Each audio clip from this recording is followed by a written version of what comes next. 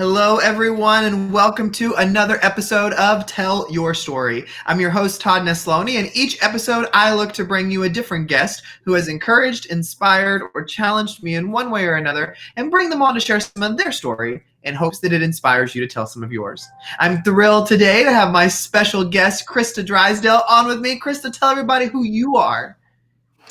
So I'm Crista Drysdale. I am a kindergarten teacher currently in Baltimore, Maryland. I'm in my 10th year. I've taught pre-K, K, and 1, and I've also been an assistant or instructional assistant or paraeducator, depending on what you call it in your area, for a couple years while I got some medical things taken care of. So I have several viewpoints and absolutely love what I do. Well, Crista, whenever I talk to any guest, I always like to start way back at the beginning. And so when you were a kid, what did you dream you were going to be? And does it align at all with what you're doing now? So originally I wanted to be an artist, and I was in my first theater summer camp when I was 5, and art was always my favorite class. So I didn't know if I wanted to do like acting or visual art like they do in art class in school. And then acting was my dream for a while, but I was like, wait a minute, I know I'm not up to par with the people who are serious about this, and that was fine. So I still do community theater on the side. That's still one of my passions. So, and I've done a lot of arts integrations workshops. So it can get kind of silly in my room at times, but my kids know what to expect by October. So we know it's going to be a party. So when did you decide that, education was the next route for you? I actually was the only one of my age group in my neighborhood, and all these kids were younger than me. So I started Mother's Helping when I was 10, and then babysitting when I was 13 and legal, and then helping out at an after-school program at the school I went to for a little bit. And then I was like, oh, I really like this, and I really like helping kids and seeing their progress. And that's when I kind of decided I could do this for a living. Oh, cool. Yeah. And so, when you realized that education was meant for you, were you immediately drawn to a certain age range, or were you like, I just want to work with any kids? Oh my gosh, the little kids. I bowed down to anyone in secondary because everyone's kind of, in the beginning at least, you feel like you're probably made for an age range. Kindergarten and pre-K are hands down my favorite. I love the older kids. I've built some great relationships with older siblings and my students as they've gone through the school, but I bowed down to all you secondary.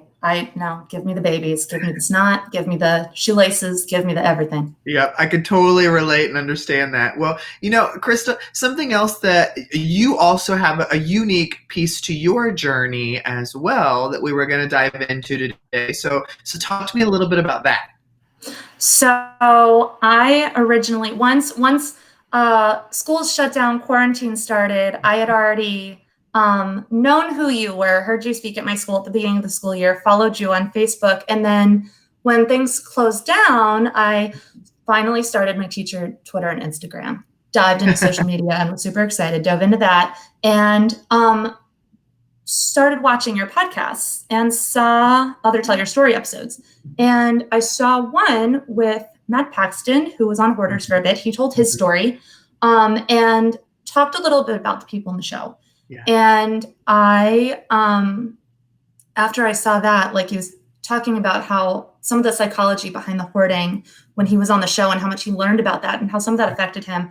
And that's when I reached out to you guys and was like, hey, thank you so much for doing this. That's so important for people to be aware of because I grew up in a hoarding and OCD situation, and no one really knew, and no one really needed to know. But at the same time, it was a real journey when I realized that I had some of these things, because when kids watch what's modeled for them, that's all they know for a while. So then when I realized, oh, shoot, I need to get help, something's not right. That's when, while I was learning how to be a teacher and all this going on, that's when I realized, oh my goodness, this affects so much of everyday life. What if our kids are going through this? What if their parents are going through this? So that just made my brain explode. Well, I want to dive into some of those different things that you talked about just there. And the first one is, I think you made a really good point, and they talk about this. I'm a huge fan of hoarders, which is of course why I had Matt Paxton on, and I still can't believe I got to talk to Matt Paxton. But anyway, I've always, I did not grow up in a home like that, and so I'm always of the belief of I will never truly understand what that was like because I didn't live that. But through viewing it on the TV and talking to different people, the thing that keeps coming back up is that hoarders are really good at hiding it from the public at large. Like teachers wouldn't know that their kids were living in it because to them, like you just said, it was your normal. Like there comes a point where you realize it's not normal, but when you grow up in it, it's your normal. And so, how do you explain that to people even now who may think, why didn't you tell your teachers you were living in that? Why didn't this happen? Like, because I think that they don't understand that to you, it's not that big of a deal.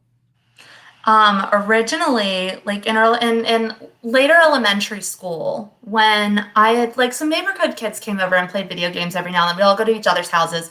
But when I started going to more friends' houses for sleepovers and I couldn't reciprocate the invitation, that's when I realized, like, oh, yeah, this isn't, and mind you, I gotta give this disclaimer now, like, this is not to call out my parents, like, this is literally for so much awareness, because I have so much different mindset when I see kids coming from my students coming from different home scenarios.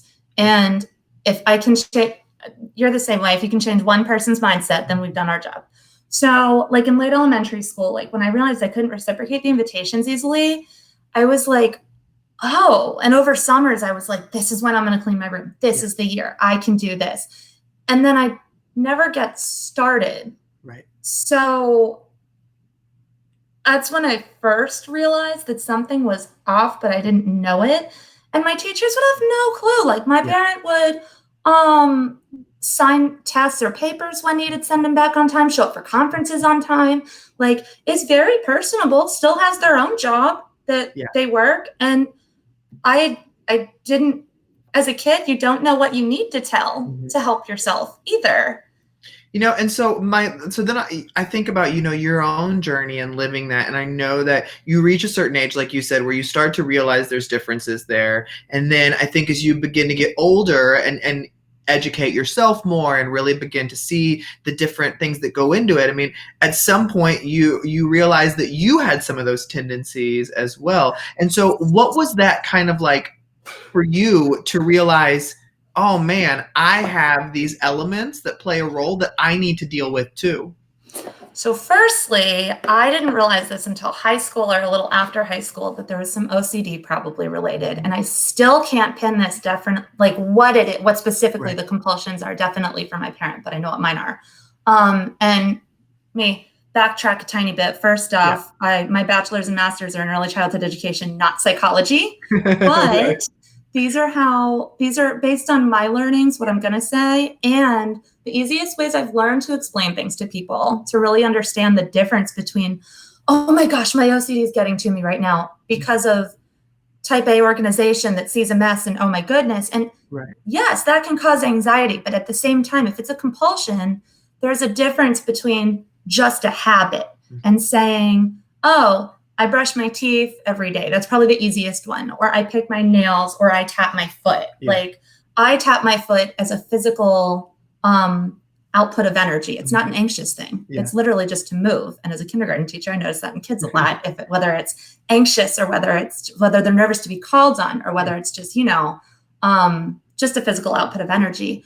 Whereas if someone went in a certain order to pick their nails, for example, there's a very specific example, not for everybody, that could be tied to a compulsion with anxiety and an OCD aspect. So like in middle school and high school, I realized that I started time designating.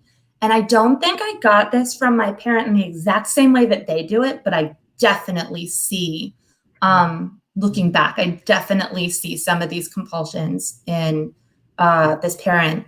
And I would only want to start things that on a time that ends in a 0 or a 5. So on top of teenage procrastination, which did everyone wonders in middle and high school, of course, I'm finished on back in the days of AOL Instant Messenger. I'll finish this conversation. Oh, it's 8:02. I'll talk until 8:05. Oh, it's 8:08 now. I'll keep talking. So meanwhile, it's like almost midnight and I still don't have these assignments done because I literally can't get started without being so nervous. And the way I like describing the anxiety that it feels is it's not like the sadness. Right. But the weight that you feel on your heart when you get a medical diagnosis or if a pet passes away, again, not the sadness, but the weight that you feel that you just carry around with you for a little bit. That's just like, that happens on a minutely or secondly basis for some people who have to push through these compulsions to get through the anxiety for this.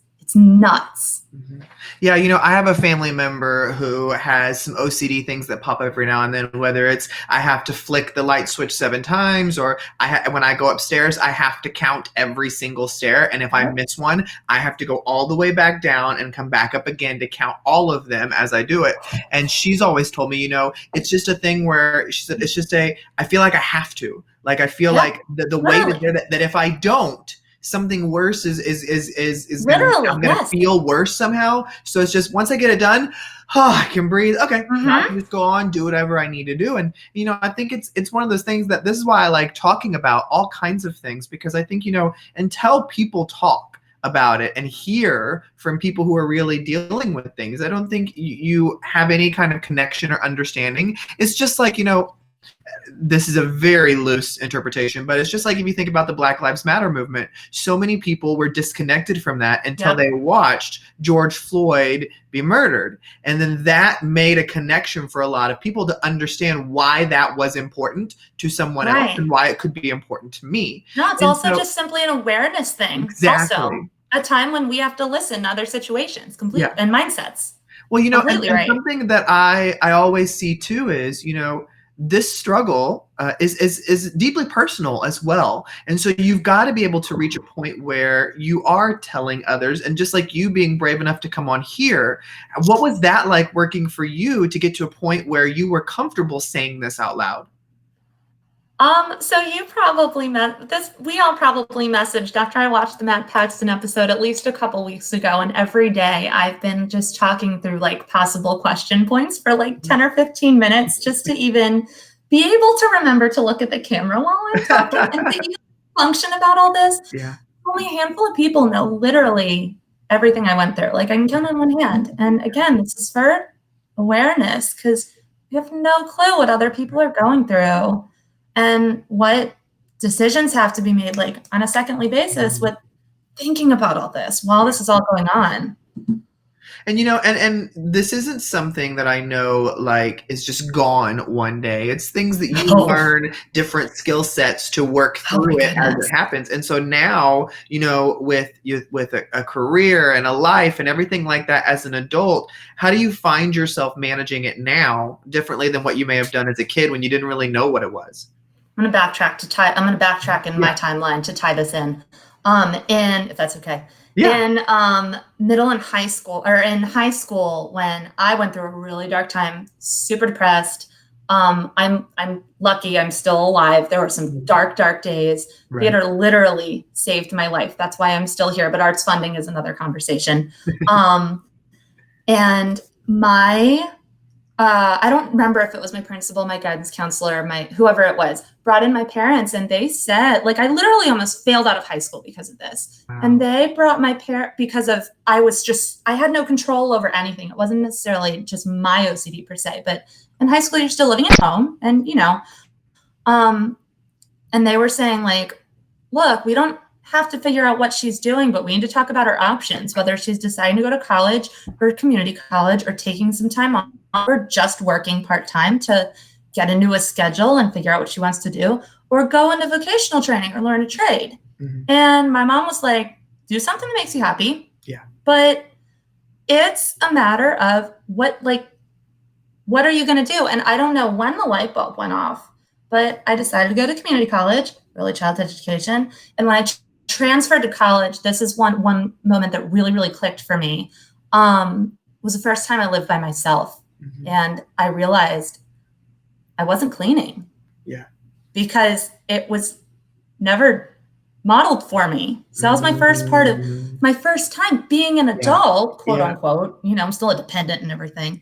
But as a junior, like, because I did community college and then transferred to a state school as a junior, lived on my own, I realized I only cleaned when I had to. And I'm like, this can't happen. And that's when I realized I was making to-do lists and I couldn't do things out of order without freaking out and sitting there, bawling my eyes out, knowing that if I did the dishes first, that I would just be crying, almost making myself nauseous the entire time, even if finishing something for school. And I was in the classroom the next day at that point, like, you know, our one day a week when we're earlier in our college career, you know, and I have to teach the next day. And in college, that's still a big deal for us, planning our lessons and getting in front of the kids and everything.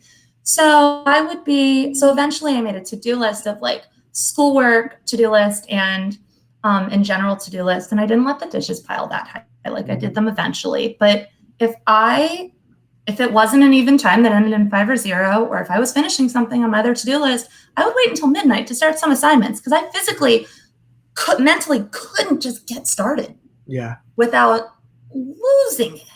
So then I was like, oh my gosh, I need to get help. So that's when I started therapy, and that's when exposure therapy came into plan, where exposure therapy isn't just used with OCD necessarily. It can be used in any form where you need to be exposed to something that you're not functioning normally with, is the best way that I describe it. So kind of like you said with that family member, I had a thing with 3s and 5s at the time, and it wasn't noticeable unless you're paying attention. And it was a lot easier to deal at school because there was already a set of rules and guidelines in place. So I already was planned for the next day generally once I became a teacher and such. But at home, when I could be in control, or if I stayed after school late, and I might get 5 workbooks out to rip pages out at a time and put those back, get 5 more. Or I might pick up only a few crayons at a time, whatever, little things like that. Got really good at multiples because if I wanted to change the volume in the car, I would only put it up or down 3 or 5. So I got really good at multiples, unfortunately for that case. But what my therapist did was she gave me little bingo markers, just little circle chips, and a dice, and said, roll the dice. However many you roll, that's how many you pick up. Roll it again. Put that many back down. And if it wasn't 3 or 5, I was sitting there bawling my eyes out over bingo chips. Like this was so many years ago, going on 10. But looking back, I'm like, I was really crying over rolling a dice. But at the time, oh my gosh, my brain was so used to giving into that. And I was so used to that weight and just doing things the easy way.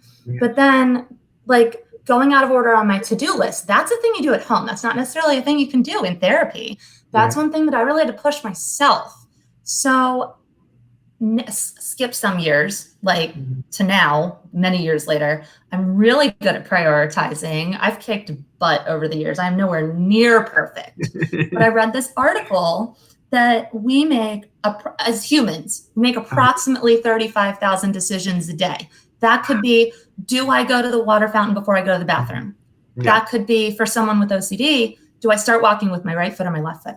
Like it completely depends. Now imagine as teachers, when we decide what kids to respond to, probably that times a half. So maybe, I don't know, just over 40,000 or 45,000 decisions a day, plus OCD, and making sure I try to push myself to not give into that compulsion.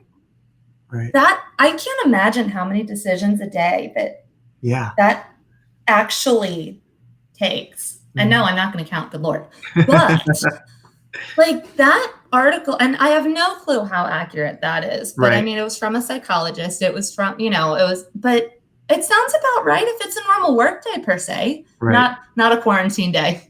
But so I mean, on good days, like I know I got enough sleep. I was able to, if I'm at school, I'm able to eat lunch and go to the bathroom and drink enough water. Then I know I can push through a few things and I can push myself and really be more functional. And the 2 questions in exposure therapy are, is it going to hurt you? And is it logical? So if I had a really, really stressful day, even now, I may give into the compulsions and I may only take 5 things out of the washer to put in the dryer at once. It sounds so lame. But if that's how I can stay calmer and I know I'm not in a rush, this doesn't happen that often anymore. But every now and then on really stressful days, like I know I'm not going to get hurt if I just take the whole load out of the dryer and put it in my laundry basket to take upstairs. But it's little things like that that I really had to push myself to get to. You know, that the average person doesn't think about. Well, and that's why I love talking about this, because I think it's so eye-opening for so many people who either don't go through it or haven't thought about it, but have other family members who they can see these kind of things in. And so, you know, Crista, as we wrap up today, one question that I always love to end all these conversations on, you know, is a one thing. If people were to walk away with one thing today, what would your one thing be for them? I have an educational and a not educational. There you go. Let's do it. Okay, cool. I was prepared for this when I started watching other episodes. So for education, we have no clue what our kids and our parents are going through, and their family members, whoever, if they're not with their parents, but they might not know either. Right. Because my parent going through this, to this day, still will not admit it. Right. And I have no clue if they actually realize there's a problem. And they might, and they just may not want to say it out loud. That may be too hard. And I understand. I understand that. Mm-hmm. But it's really hard watching a parent who, you know, cares about you, who may not know how to show that they care about you or change to show that they care about you. Like they may not even be able to control that because of the anxiety. Right. So being so aware, like I have a helicopter parent this year who messages me the exact question that I just answered in like Class Dojo or our text alerts, like literally right before they asked. And I keep thinking, I may not always answer if I'm in a meeting, but I keep thinking, what if this is because of anxiety? Like it's annoying getting so many messages from so many parents when you're in a meeting and you're trying to do 800 things at once, but like teach your life in general. But I keep thinking like, what if this is because they can't control something either? And I'm like, I can't hold that against them. I may not always be able to answer and they know that, but I can't just be annoyed simply because, you know. So my non-educational one is, and it's very common saying, but someone's going to need to hear it. You can't make someone get help unless they want to. Yes. Like I have begged this family member to, now mind you, when I was in high school and college in very angry and rude ways, but as a not happy teenager, but even later in life, as I've gotten my career, etc., like I really think that they can't necessarily control it, because I just asked if we could go to family counseling for our communication and our relationship, and there's just no time. Yeah. That's the answer I always get. And I understand like one is taking care of an elderly relative while they're still working full time over the span of a full week, but this didn't just happen recently. Yeah. And they've always said no. And that's where I'm like, they may not be able to control that. And it's hard. Here I go. Tell myself I won't cry. As hard as it is, it may literally be out of their control. Yeah. So just be aware. I think those two things are super powerful. And you know, this to me, this is one of those episodes that I'm going to have to go back and listen to again to really dive into more, just to digest some of the things that you said, because I think a lot is really powerful. But I think something you shared there at the end is, you know, even though we can't comprehend why they're doing what they're doing or why they're not doing what we want them to do, there may be things that are out of their control, no matter how much they want to do what you want them to do. There's barriers that haven't been broken down yet. And so I appreciate you, Crista, so much for coming on and sharing today. I know anytime we vulnerably share about anything in our lives, it's never easy, but your voice is needed and the story is needed. So thank you for coming on Tell Your Story today. Thank you so much for having me. It means a lot. And thank you, everybody, for listening or watching another episode of Tell Your Story. Remember, you can check out past episodes on iTunes, Spotify, SoundCloud, YouTube, wherever you get your stuff, it's there. I hope today's conversation with Crista has encouraged you to get out there and tell your story, because every story matters.